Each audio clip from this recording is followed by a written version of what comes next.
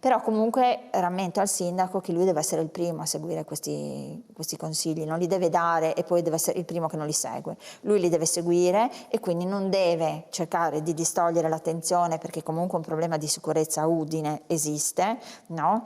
Esiste in più ambienti. Siamo dentro invece, e su questo sono assolutamente d'accordo con il sindaco, dentro a un momento storico in cui le destre al governo stanno alimentando una attitudine di pancia repulsiva nei confronti dei diversi, chiunque essi siano, che siano trans, che siano omo, che siano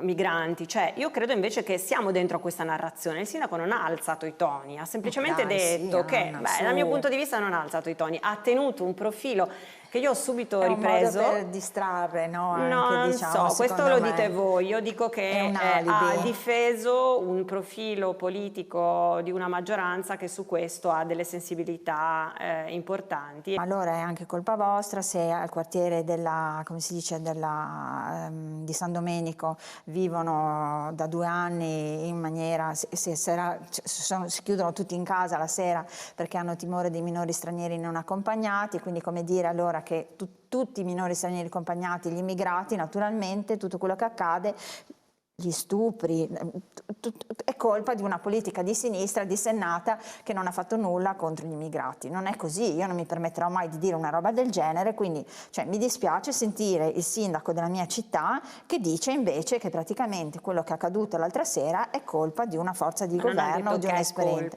Beh, insomma, che incita all'odio.